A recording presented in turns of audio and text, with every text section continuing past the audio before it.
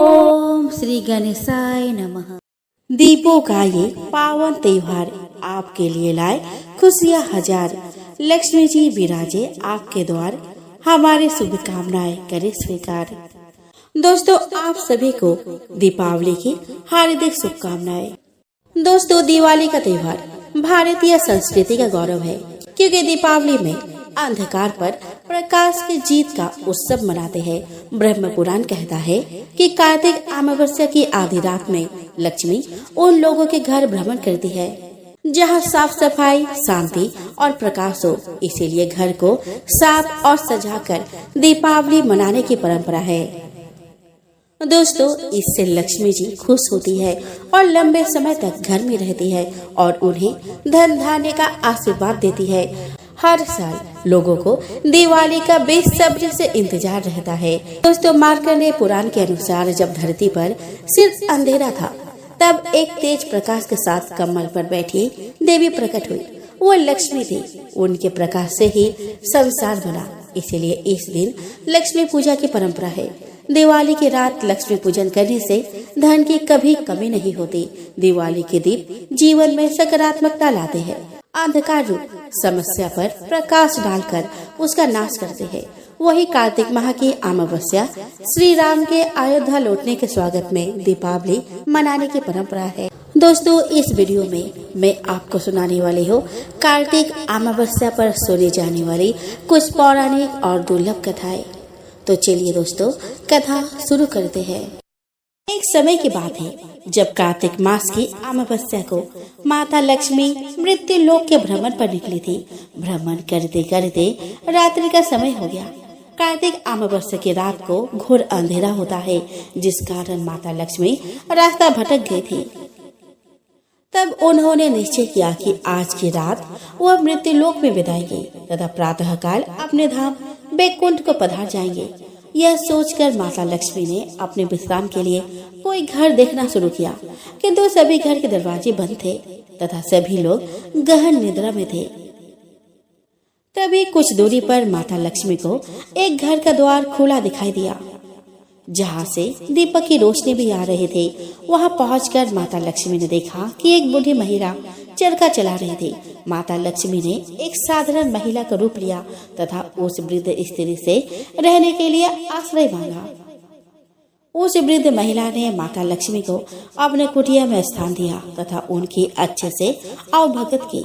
माता लक्ष्मी के सो जाने के पश्चात वह बूढ़ी महिला पुनः अपना काम करने लगी तथा काम करते करते ही उसकी आंख लग गई। जब उस बूढ़ी महिला ने सुबह उठकर देखा तो लक्ष्मी माता वहां से जा चुकी थी। उस बूढ़ी महिला का आश्चर्य का तब ठिकाना नहीं रहा जब उसने अपने आसपास देखा। उसकी कुटिया अब एक विशाल भवन में परिवर्तित हो चुकी थी तथा अब वह निर्धन से एक अमीर महिला बन चुकी थी। वह जान चुकी थी कि जो स्त्री कल रात उसके घर आई थी वह कोई साधारण महिला नहीं, अपितु स्वयं माँ लक्ष्मी का अवतार थी।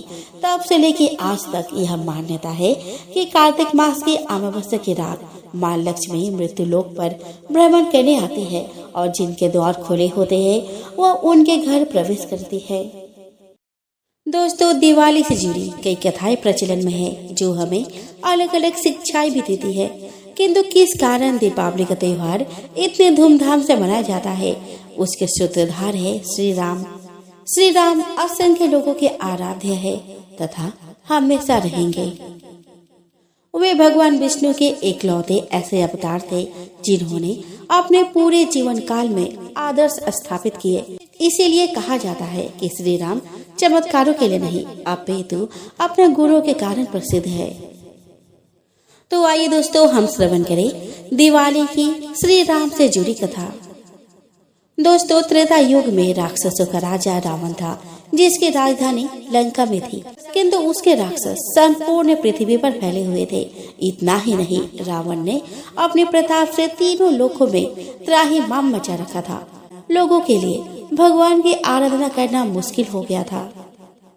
तब देवताओं की प्रार्थना पर भगवान विष्णु ने मृत्यु लोक पर अपना 7वां अवतार लिया, जो श्री राम के नाम से जाना गया।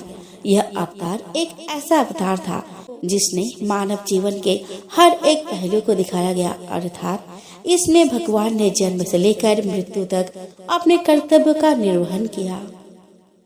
श्री राम अयोध्या के राजा दशरथ के पुत्र थे तथा बचपन से ही विनम्र स्वभाव, प्रजा के हितैषी और हमेशा धर्म के मार्ग में चलने वाले व्यक्तित्व के थे।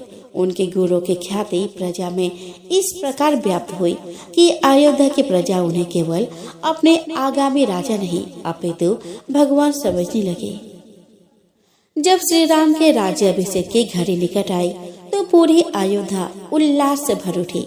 जिस क्षण की प्रतीक्षा अयोध्या की प्रजा श्री राम के जन्म से ही कर रही थी, वह क्षण बस आने ही वाला था। किंतु समय के काल चक्र ने ऐसा चक्र चला कि श्री राम का राज्याभिषेक रुक गया और उन्हें 14 वर्ष का कठोर वनवास मिला। यह वनवास उनके पिता दशरथ के द्वारा उनके सौतेली माँ कैकेयी के कहने पर दिया गया था। इन 14 वर्षों में उन्हें अपना जीवन केवल वनों में रहकर ही व्यतीत करना था। उनके साथ उनकी पत्नी सीता व छोटे भाई लक्ष्मण ने भी वन में जाने का निर्णय किया। अगले दिन श्री राम रथ में बैठकर जब वन में प्रस्थान करने लगे तो मानो अयोध्या में चीख पुकार मच गई। अयोध्या की प्रजा उन्हें जाने देने के लिए बिल्कुल भी तैयार नहीं थे। श्री राम के समझाने के पश्चात वे सभी समझ तो गए, लेकिन अब वे लोग उनके साथ वन में ही रहना चाहते थे। अर्थात अयोध्या की प्रजा उन्हें जाने देने से तो नहीं रोक सकती थी, लेकिन उन्होंने निर्णय लिया कि जहां उनके आराध्य श्री राम रहेंगे वे सभी वही रहेंगे। कुछ इस प्रकार का स्नेह था प्रजा का श्री राम से, किंतु श्री राम थे मर्यादा और धैर्य की खान। जब उन्होंने देखा कि प्रजा अब उनकी नहीं सुनेगी, वो उनके साथ ही चलेगी, तो उन्होंने एक योजना के तहत कार्य किया।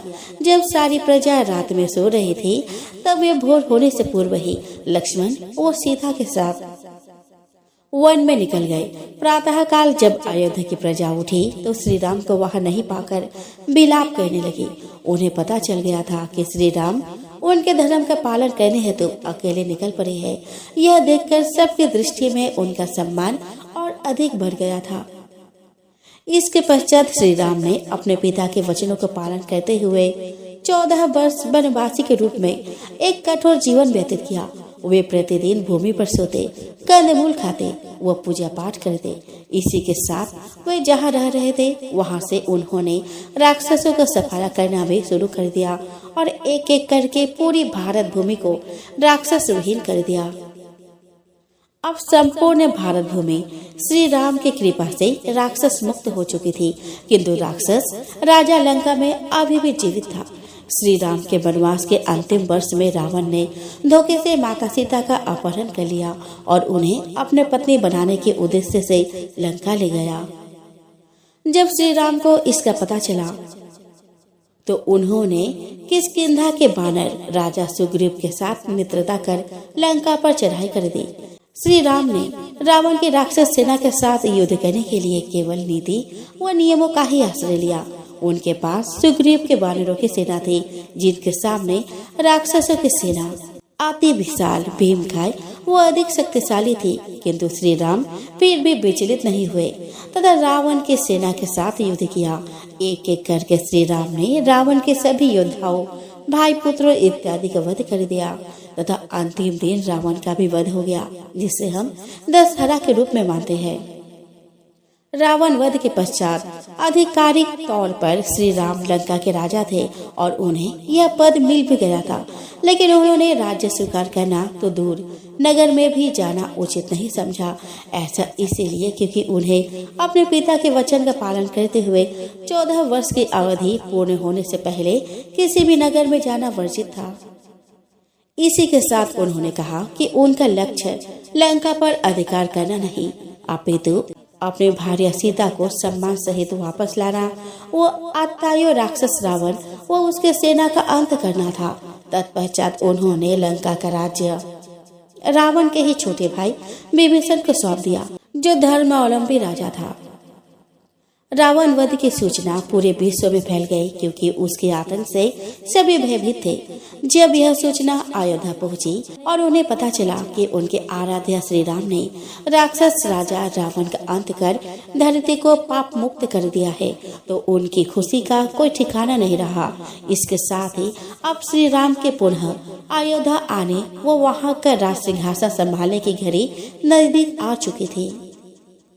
जिस दिन श्री राम को वापस आना था, उस दिन अयोध्या की प्रजा को मानो दिल की धड़कनें रुक गई थी। वह पूर्ण अमावस्या की रात थी, जिस दिन वर्ष की सबसे काली रात होती है। किंतु अयोध्या की प्रजा ने अयोध्या को इस प्रकार रोशनी से नहला दिया था कि वह आसमान से भी दिखाई पड़े। 14 वर्षों से अयोध्या की प्रजा की आंखें इसी क्षण की प्रतीक्षा कर रही थी कि कब उनके श्री राम वापस आएंगे। इसी के साथ अब तो 14 वर्षों से अयोध्या की प्रजा की आंखें इसी क्षण की प्रतीक्षा कर रही थी कि कब उनके श्री राम वापस आएंगे। इसी के साथ अब तो वे राक्षस राजा रावण का वध करके लौट रहे थे, तो उनकी खुशी भी दोगुनी हो गई थी। इस उपलक्ष्य में उन्होंने अपने घरों, चौराहों, अयोध्या के राजमहल को दीपक की रोशनी से सजा दिया था और वह अंधेरी रात भी जगमगा उठी थी। यह घटना इतनी बड़ी थी कि लोग इसे आज तक याद करके श्री राम के अयोध्या आगमन पर दीपावली का त्योहार पूरे भारतवर्ष में बड़े ही धूमधाम के साथ मनाते हैं। आज भी कार्तिक अमावस्या की रात को पूरा देश दीपक की रोशनी से जगमगा उठता है और सभी लोग हर्ष उल्लास से भर जाते हैं कि एक साहूकार के 7 बेटे और एक बेटी थी। इनके घर पर अक्सर एक ब्राह्मण भिक्षा मांगने आता था। जब भी साहूकार की बेटी भिक्षा लेकर आती, तो वह ब्राह्मण भिक्षा लेने से मना कर देता था और कहता था, तुम्हारे भाग्य में सौभाग्य नहीं बल्कि बेदब्य लिखा है। यह सुनकर साहूकार की बेटी दुखी हो जाती है। कई बार ऐसा ही होता रहा, तो एक दिन साहूकार की बेटी ने अपने माँ को सारी बात बता दी कि कैसे एक ब्राह्मण भिक्षा मांगने आता है और उससे भिक्षा लेने से मना कर देता है। साहूकार की पत्नी ने अपने बेटी से कहा कि अगली बार जब भिक्षुक आए तो मुझे बताना। एक दिन वह भिक्षुक द्वार पर आया और उस समय साहूकार की पत्नी दरवाजे के पीछे छुपकर सब बातें सुनने लगी। वही हुआ जैसा हमेशा होता रहा था। भिक्षुक ने भिक्षा लेने से मना कर दिया और कहा कि तुम्हारे भाग्य में सुहाग नहीं विधवा होना लिखा है।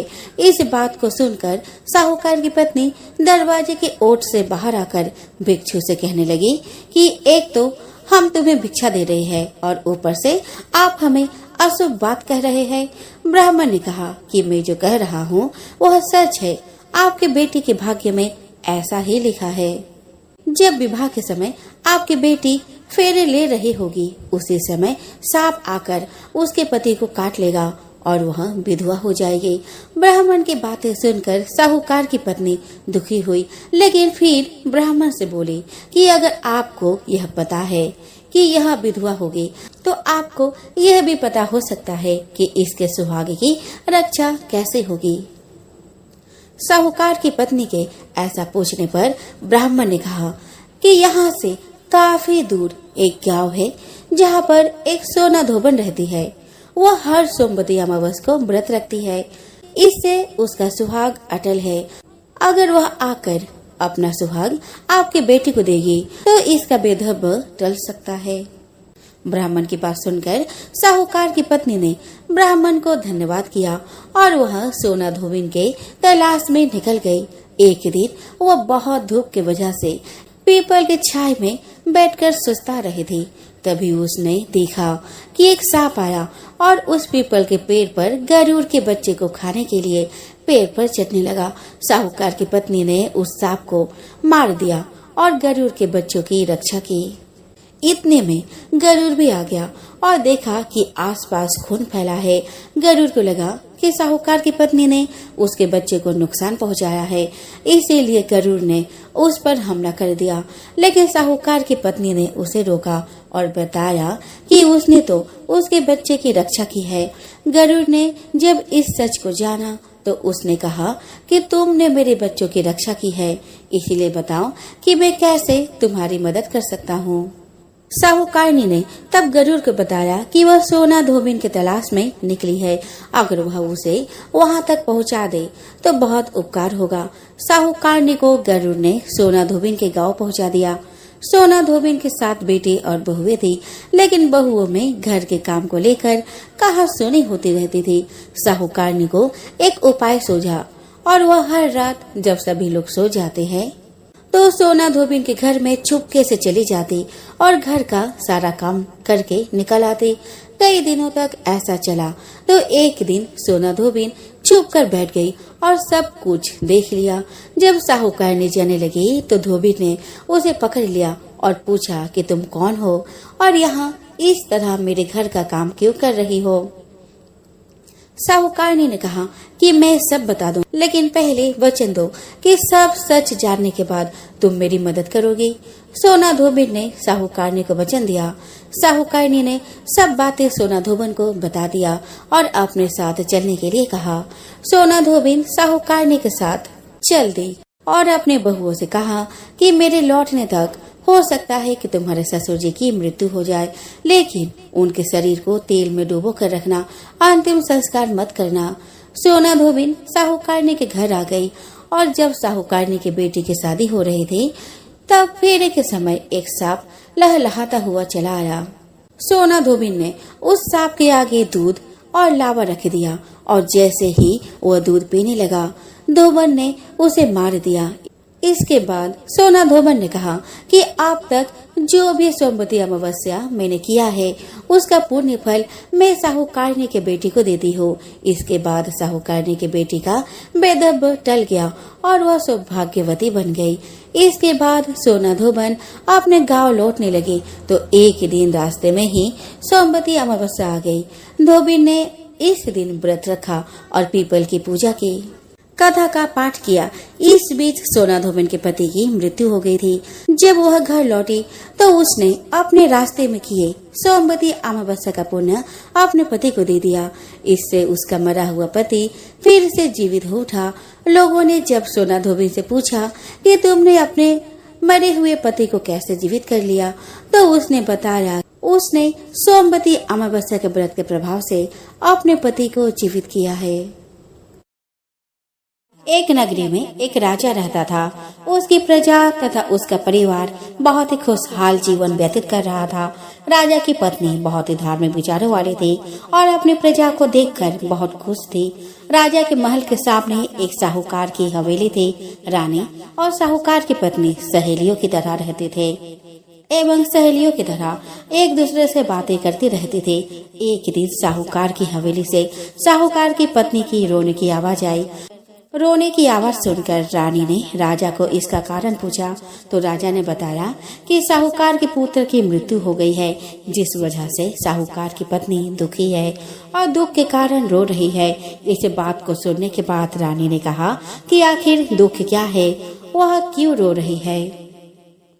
यह बात सुनने के बाद राजा को समझ में नहीं आ रहा था कि वह रानी को किस तरह समझाए कि दुख क्या होता है। राजा ने रानी को कहा कि जिस दिन तुम्हारे पुत्र की मृत्यु होगी उस दिन तुम्हें पता चल जाएगा कि दुख क्या होता है।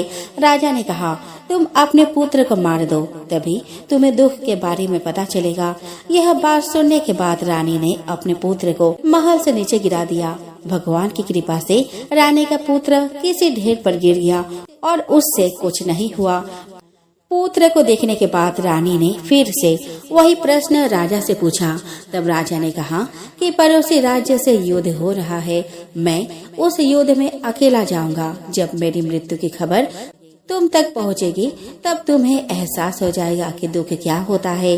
राजा युद्ध के लिए चला गया, परंतु भगवान की कृपा से वह जीत गया।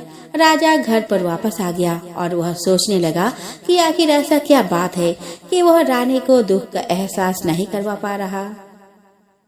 इसके बाद राजा ने रानी को बुलाकर कहा कि वह दोनों गंगा यात्रा के लिए जाएंगे, इसीलिए रानी तैयार हो जाए और गंगा किनारे जाकर वह गंगा में कूद जाएगा।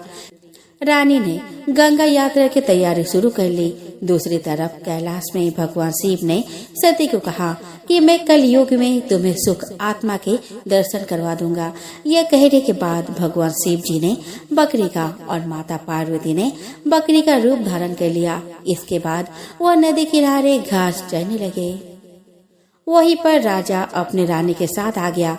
राजा तथा रानी ने वह भोजन किया और विश्राम करने लगे। उस समय राजा पानी लेने चला गया। वहीं पर माता पार्वती ने शिव जी से कहा कि रानी दुख दिखना चाहती है और भगवान से पूछने लगे कि रानी को दुख का एहसास क्यों नहीं हो रहा। रानी ने पशुओं को मनुष्य के बोली बोलते हुए सुन लिया। उसने सुना कि भगवान शिव माता पार्वती से कह रहे थे कि रानी ने अमावस का व्रत किया था, जिस कारण उसको दुख नहीं भोगना पड़ रहा। पिछले जन्म में रानी ने अमावस्या का व्रत किया और इस जन्म में वह अब सुख भोग रही है। इसके बाद उन्होंने कहा कि वह राजा गंगा में भी नहीं मरेगा। रानी ने यह बातें सुनने के बाद राजा को सारी बातें बता दी। इसके बाद राजा रानी महल वापस आ गए। राजा ने अपने प्रजा को भी अमावस के व्रत करने की आज्ञा दी और कहा कि जो भी मनुष्य अमावस्या का व्रत करेंगे उन्हें हमेशा सुख समृद्धि हासिल होगी। एक गांव में सास और बहू अकेले रहते थे और उनका बेटा विदेश में कमाने के लिए गया था। सास और बहू बहुत अच्छे रहते थे। दोनों एक दूसरे की देखभाल करते थे। एक दिन बहू ने खाना नहीं खाया तो सास ने कहा कि बहू, तुमने आज खाना क्यों नहीं खाया? तब बहू ने कहा कि सासू माँ, आज मेरा व्रत है इसीलिए मैंने नहीं खाया। तब सासू ने कहा कि बहू, ये कौन सा व्रत है और यह व्रत करने से क्या मिलता है, मुझे भी समझाओ। तब बहू ने कहा कि सासू माँ, मैं अमावस्या का व्रत करती हूँ। अमावस्या का व्रत करने से बहुत पुण्य मिलता है, घर में अन्न धन्य बना रहता है, सुख शांति रहती है तथा अटल सुहाग मिलता है और पुत्र प्राप्ति होती है। फिर बहू ने कहा कि इस व्रत का अगर संकल्प लेते हैं तो इसे पूरा करना जरूरी होता है। अगर पूरा नहीं कर सकते तो सास बहू में झगड़ा और घर में अशांति आती है। तब सासू ने कहा कि मेरी तो उम्र हो गई है, लेकिन तुम यह व्रत करो। और बहू यह व्रत का आरंभ करती है। लेकिन एक दिन बहू ने किसी के कहने पर गेहूं से बनी रोटी खा ली और अमावस्या माता इस बात से नाराज हो गई। जो सास और बहू बहुत ही प्यार से रहती थी, इन दिनों उनमें झगड़े होने लगे। सभी गांव वाले भी हैरान हो गए कि यह सब क्या हो रहा है। सास अपने बहू को कहने लगी कि तुम जब से हमारे घर में बहू बन के आई हो तब से हमारे घर की लक्ष्मी चली गई है। तुम हमारे लिए शुभ नहीं हो। तब बहू ने कहा कि आपके घर की लक्ष्मी चली गई है तो कहाँ मिलेगी, मुझे बताओ, मैं लक्ष्मी को लेकर आऊंगी। तब सासू ने कहा कि लक्ष्मी तुमको समुद्र के बीच में भगवान विष्णु के पैर दबाते हुए मिलेगी। तब बहू यह कहकर चली जाती है कि अब जब तक मैं लक्ष्मी को लेकर नहीं आऊंगी तब तक इस घर में पैर नहीं रखूंगी। इतना कहकर बहू लक्ष्मी के खोज में निकल जाती है। जब बहू लक्ष्मी को खोजने के लिए निकलती है तब उसे बीच रास्ते में एक गाय माता मिलती है। वह बहू से पूछती है कि आप कहाँ जा रही है? तब बहू ने कहा कि हे गाय माता, मेरी सासू मुझसे कहती है कि मेरे आने से उनके घर में अन्न धन की कमी हो गई है और उनके घर की लक्ष्मी चली गई है, तो मैं लक्ष्मी जी को लेने जा रही हूँ। तब गाय माता ने कहा, हे बेटी, अगर तुम जा रही हो तो भगवान से मेरे बारे में भी पूछ लेना। तब बहू बोलती है कि ठीक है गाय माता, बताओ, मैं आपके बारे में भी पूछ लूंगी। तब गाय माता बोलती है कि मेरा जब भी बछड़ा होता है वह मर जाता है, जिंदा नहीं रहता। तुम भगवान से पूछ लेना कि मेरे साथ ऐसा क्यों हो रहा है, मैंने ऐसा कौन सा कर्म किए हैं। तब बहू बोली कि गाय माता, मैं आपके बारे में जरूर पूछ लूंगी। यह कहकर बहू आगे बढ़ जाती है। अब आगे जाते जाते बहू को एक घोड़ी मिलती है जिसके गले में घंटी बंधी हुई होती है। घोड़ी ने भी कहा कि बेटी, तुम मेरे दुख का निवारण भी भगवान से पूछ लेना। तब बहू ने कहा कि जरूर पूछ लूंगी। यह कहकर बहू आगे बढ़ती है। आगे जाते ही बहू को एक अंधा और बहरा बुजुर्ग मिलता है। वह भी बहू से अपनी समस्या भगवान से पूछने के लिए कहता है। तब बहू उसकी समस्या भी भगवान से पूछने का कहकर आगे बढ़ती है। आगे आगे जाते ही बहू को एक बूढ़ी औरत मिलती है जो हाथ और पैर से अपाहिज होती है। वह भी बहू से अपनी समस्या भगवान को पूछने के लिए कहती है। तब बहू उसके समस्या को भी पूछने के लिए तैयार हो जाती है और आगे चल देती है।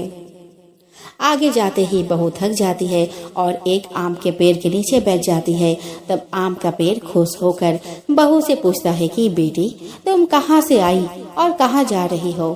तब बहू बताती है कि वो लक्ष्मी जी को लेने जा रही है। तब पेड़ भी अपने समस्या भगवान को पूछने के लिए कहती है कि मेरे पेड़ पर लगे आम बहुत ही खट्टे होते हैं, इस बारे में भगवान को जरूर पूछना। तब बहू उसकी समस्या लेकर आगे बढ़ती है। आगे जाते ही बहू को एक तलाई मिलती है। वह भी बहू को बताती है कि तुम भगवान से पूछना कि मेरे तलाई का पानी इतना मैला क्यों है, कोई भी इसे नहीं पीता। तब बहू कहती है कि जरूर पूछ लूंगी। यह कहकर वह आगे बढ़ती है। बहुत दिन जंगल में चलते चलते बहू थक जाती है। उसे भूख भी लगी होती है, लेकिन खाने को नहीं मिलने से वह थक जाती है और जंगल में बेहोश हो जाती है। उसी समय भगवान विष्णु और माता लक्ष्मी वहाँ विचरण करते हुए आते हैं। तब माता लक्ष्मी विष्णु जी से कहती है कि हे नाथ, यह आपकी बहुत बड़ी भक्त है, आप इसके दुखों का निवारण करो। तब भगवान विष्णु कहते हैं कि इस संसार में बहुत जीव दुखी है, सभी अपने अपने कर्मों का फल भोग रहे हैं, किस किस के दुख का निवारण मैं करूं? तब माता लक्ष्मी ने विष्णु से विनती की और कहा कि वह भूखी प्यासी है और इसे यहाँ अगर ऐसे छोड़ दिया जाए तो जंगली जानवर उसे अपना शिकार बना देंगे। माता लक्ष्मी की बात सुनकर भगवान विष्णु एक साधु का वेश धारण करते हैं और बहू के पास जाते हैं और होश में लाते हैं। बहू के होश में आते ही साधु वेश में भगवान उससे पूछते हैं कि वह यहाँ क्यों आई है और कहाँ जा रही है। तब बहू पूरी बात बताती है। उसकी बात सुनकर भगवान विष्णु और माता लक्ष्मी प्रकट होते हैं। उनके साथ अमावस्या माता भी प्रकट होती है। बहू उनके चरणों में गिरकर वंदन करती है। अमावस्या माता बहू को कहती है कि बेटी, तूने मेरे व्रत को खंडित किया है, इसी की सजा मिली है तुम्हें, इसी की सजा मिली है तुम्हें, लेकिन अब मैं तुम्हें माफ करती हूँ और तुम घर जाओ। तुम्हारा घर अन्य धन से संपन्न होगा, तुम्हारा घर सुंदर महल में बदल जाएगा और तुम्हारी सभी मनोकामना पूर्ण होगी। यह सब होने के पश्चात बहू रास्ते में जो भी मिला उन सभी के दुखों का निवारण करने के लिए विनती करती है। तब भगवान विष्णु बोलते हैं कि गाय ने कभी अपना दूध किसी को नहीं पिलाया, उस वजह से उसके बछड़े जिंदा नहीं रहते हैं। तुम उसका दूध पी लेना, जिससे उसके बछड़े जिंदा रहने लगेंगे। घोड़ी पिछले जन्म में आटा पीसने वाली महिला थी। वह किसी को आटा पीस के नहीं देती थी, इसीलिए उसके गले में चक्की पाट बंधी हुई है। तुम उसके पाट खोल देना, वह बिल्कुल ठीक हो जाएगी। बुजुर्ग कभी भगवान के मंदिर नहीं गया और ना ही उसने कभी भगवान के भजन सुने। तुम उसको मंदिर ले जाना और दर्शन करवा देना, वह ठीक हो जाएगा। बुजुर्ग महिला जो थी उसने कभी भी अपने जवानी में दान पुण्य नहीं किया, इसीलिए उसे यह सजा मिली है। तुम उससे दान करवा देना तो उसकी विकलांगता दूर हो जाएगी। उस आम के पेड़ ने कभी किसी बच्चे को अपना आम खाने को नहीं दिए, इसलिए उसके सभी आम खट्टे होते हैं। तुम उस पेड़ का आम खा लेना, फिर उस पेड़ पर मीठे आम आएंगे। तलाई का पानी पिछले जन्म में देवरानी जेठानी थी। वो हमेशा झगड़ती रहती थी, इसलिए उसका पानी मैला है। तुम उसका पानी पी लेना, वह तलाई शुद्ध हो जाएगी। बहू ने भगवान विष्णु, माता लक्ष्मी और अमावस्या माता को नमन करके घर जाने के लिए निकलती है और रास्ते उसे जो जो भी मिला उनके सभी समस्या भगवान के कहे अनुसार दूर करती है। सभी उसे आशीर्वाद देते हैं। घर जाते ही उसका घर एक सुंदर महल में परिवर्तित हो जाता है तथा घर में अन्य धन भरा मिलता है। अब बहू सासू से कहती है कि सासू माँ, आपने सच कहा था, मैं आपके लिए शुभ नहीं हूँ। मेरे जाने से ही आपके घर में लक्ष्मी आई है। अब आप यहाँ रहे, मैं मरने जा रही हूँ। तब सासू ने कहा कि हे बेटी, यह सब तुम्हारे अमावस्या व्रत के फल से मिला है। तुम यहाँ पर ही रहोगी, कहीं नहीं जाओगी। और सास बहू खुशी खुशी रहने लगे। एक दिन उसका बेटा भी विदेश से लौट आया और घर में यह सब देखा। तब उसकी माँ ने सब बात उसे बताई। इस तरह वह लोग खुशी खुशी रहने लगे। एक गांव में एक साहूकार रहता था। साहूकार के एक बेटी थी। वह रोज पीपल सींचने जाती थी। पीपल के वृक्ष में से लक्ष्मी जी प्रकट होती थी और चली जाती थी। एक दिन लक्ष्मी जी ने साहूकार के बेटी से कहा, तू मेरी सहेली बन जा। तब लड़की ने कहा कि मैं अपने पिता से पूछकर कल आऊंगी। साहूकार की बेटी ने घर जाकर अपने पिता को सारी बात कह दी। तब उसके पिता बोले कि वह तो लक्ष्मी जी है, अपने को और क्या चाहिए, तो लक्ष्मी जी की सहेली बन जा। दूसरे दिन वह लड़की फिर गई। तब लक्ष्मी जी पीपल के पेड़ से निकल कर आई और कहा कि सहेली बन जा। तो लड़की ने कहा कि बन जाऊंगी और दोनों सहेली बन गई। लक्ष्मी जी ने उसको खाने का न्योता दिया। घर आकर लक्ष्मी जी ने माँ बाप को कहा कि मेरी सहेली ने मुझे खाने का न्योता दिया है। तब बाप ने कहा कि सहेली के जिम में जाइयो, पर घर को संभाल कर जाना। तब वह लक्ष्मी जी के यहाँ जिम में गई तो लक्ष्मी जी ने उसे साला दुसाला ओढ़ने के लिए दिया। रुपये दिए, सोने की चौकी, सोने की थाली में 36 प्रकार का भोजन करा दिया। जिम कर जब वह जाने लगी तो लक्ष्मी जी ने पल्ला पकड़ लिया और कहा कि मैं भी तेरे घर जिम में जाऊंगी। तो उसने कहा कि आ जाइयो। वह घर जाकर चुपचाप बैठ गई। तब बाप ने पूछा कि बेटी सहेली के यहाँ जिम कर आ गई और तो उदास क्यों बैठी है।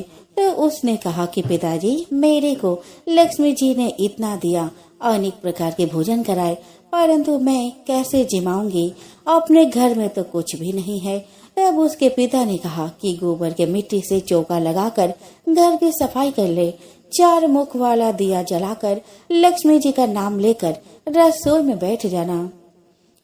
लड़की सफाई करके लड्डू लेकर बैठ गई। उसी समय एक रानी नहा रही थी।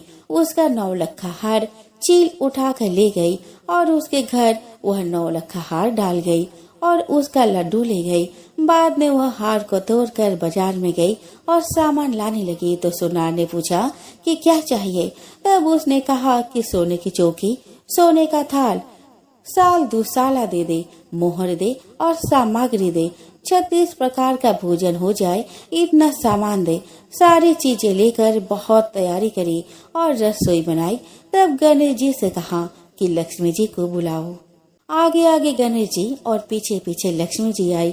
उसने भी चौकी डाल दी और कहा, सहेली चौकी पर बैठ जा। तो लक्ष्मी जी ने कहा कि सहेली चौकी पर तो मैं राजा रानी के यहाँ भी नहीं बैठी, किसी के भी वहाँ नहीं बैठी।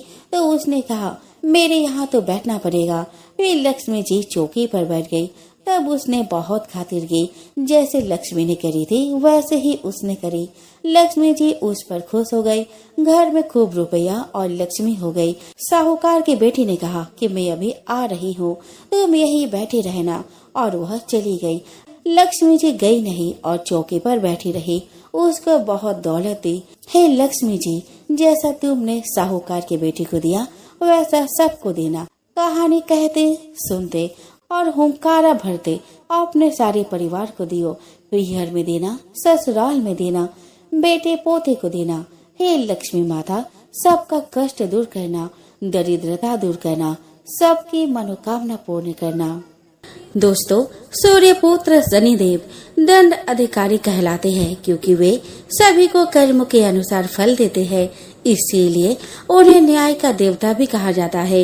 हालांकि शनिदेव के इस गुण के कारण मानव और देवता सभी उनसे भय रखते हैं। कहा जाता है कि व्यक्ति यदि भूलवश भी कोई गलती कर दे तो वह शनिदेव के दंड के विधान से बच नहीं पाता है। यही कारण है कि हर व्यक्ति चाहता है कि उसके कुंडली में शनि की स्थिति ठीक रहे और उसे शनि दोष से पीड़ित न होना पड़े। लेकिन एक बार शनिदेव को स्वयं श्राप का भागी बनना पड़ा था। दोस्तों, शनिदेव को उनकी पत्नी द्वारा ही श्राप दिया गया था। इस श्राप ने आज तक शनिदेव का पीछा नहीं छोड़ा, जिस कारण वे सिर झुकाकर चलते हैं। चलिए जानते हैं शनिदेव की पत्नी और इस पौराणिक कथा के बारे में। ब्रह्म पुराण के अनुसार शनिदेव श्री कृष्ण के बहुत बड़े भक्त थे। वे अपना ज्यादातर समय श्री कृष्ण के उपासना में ही व्यतीत करते थे। शनिदेव का विवाह चित्ररथ की कन्या से हुआ। शनिदेव की पत्नी परम सती साध्वी, पतिव्रता और तेजस्विनी थी। शनिदेव की पत्नी को एक बार संतान प्राप्ति की इच्छा हुई। इसके लिए वह शनिदेव के पास पहुंची, लेकिन शनिदेव कृष्ण भक्ति में लीन थे। पत्नी के खूब प्रयास के बाद भी शनिदेव का ध्यान भंग नहीं हो पाया।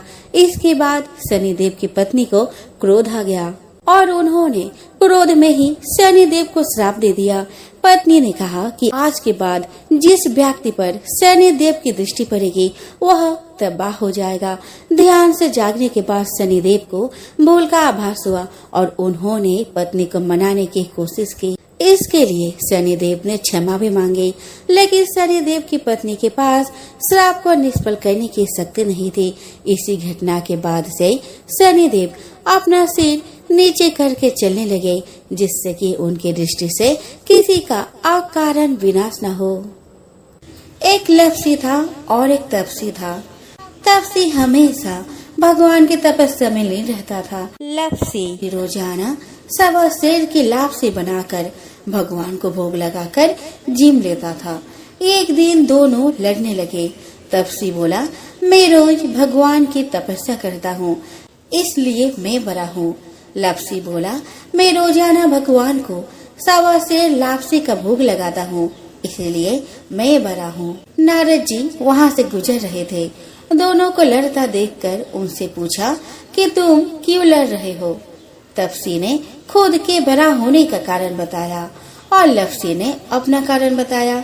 नारद जी बोले कि तुम्हारा फैसला मैं कर दूंगा। दूसरे दिन लप्सी और तपसी नहाकर अपने रोज की भक्ति करने आए तो नारद जी ने छुपकर 1.25 करोड़ की एक अंगूठी उन दोनों के आगे रख दी। तपसी की नजर जब अंगूठी पर पड़ी तो उसने चुपचाप अंगूठी उठाकर अपने नीचे दबा ली। लप्सी की नजर अंगूठी पर पड़ी, लेकिन उसने ध्यान नहीं दिया। भगवान को भोग लगाकर लापसी खाने लगा। नारद जी सामने आए तो दोनों ने पूछा कि कौन बड़ा। तो नारद जी ने तपसी से खड़ा होने को कहा। वो खड़ा हुआ तो उसके नीचे दबी अंगूठी दिखाई पड़ी। नारद जी ने तपसी से कहा, तपस्या करने के बाद भी तुम्हारी चोरी करने की आदत नहीं गई, इसीलिए लप्सी बड़ा है और तुम्हें तुम्हारी तपस्या का कोई फल नहीं मिलेगा। तब से शर्मिंदा होकर माफी मांगने लगा। उसने नारद जी से पूछा कि मुझे मेरी तपस्या का फल कैसे मिलेगा। नारद जी ने कहा, यदि कोई गाय और कुत्ते की रोटी नहीं बनाएगा तो फल तुझे मिलेगा। यदि कोई ब्राह्मण को भोजन करवाकर दक्षिणा नहीं देगा तो फल तुझे मिलेगा। यदि कोई साड़ी के साथ ब्लाउज नहीं देगा तो फल तुझे ही मिलेगा। यदि कोई दिए से दिया जलाएगा तो फल तुझे मिलेगा। यदि कोई सारी कहानी सुने लेकिन तुम्हारी कहानी नहीं सुने तो फल तुझे मिलेगा। उसी दिन से हर व्रत कथा और कहानी के साथ लप्सी तपसी की कहानी भी सुनी और कही जाती है। यह गणेश जी की कथा है, जिसे किसी भी व्रत या अन्य किसी कथा को सुनने के बाद अनिवार्य रूप से सुना जाता है। गणेश जी की पूजा के उपरांत विनायक जी की कथा, गणेश जी की कथा को सुनना अत्यंत ही शुभ होता है। एक बार गणेश जी महाराज एक सेठ जी के खेत में से जा रहे थे तो उन्होंने 12 दाने अनाज को तोड़ दिए। वे गणेश जी के मन में पछतावा भी हुआ कि मैंने तो सेठ जी के यहाँ चोरी कर ली। तो गणेश जी सेठ जी के 12 साल की नौकरी करने लग गए।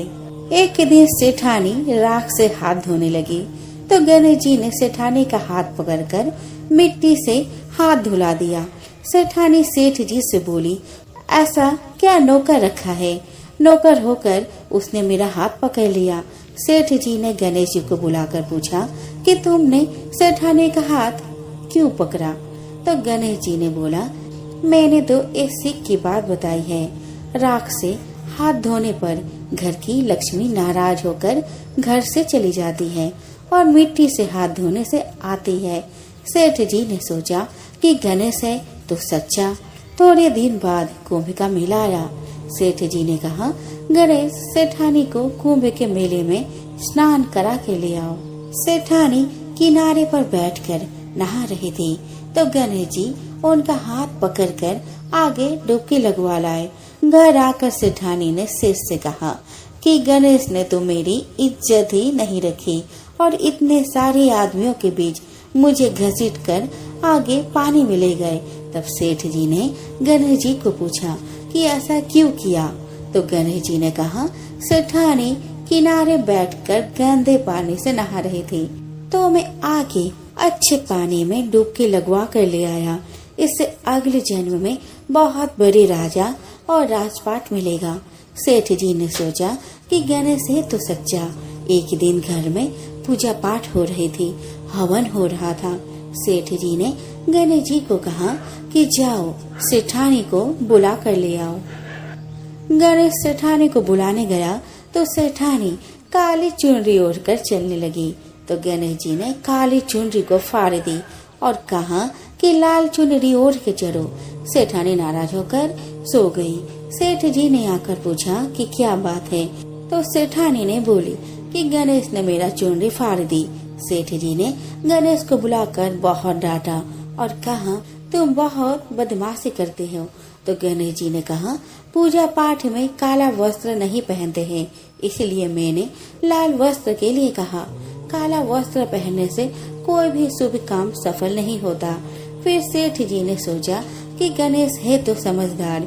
एक दिन सेठ जी पूजा करने लगे तो पंडित जी ने बोला कि वो गणेश जी की मूर्ति लाना भूल गया।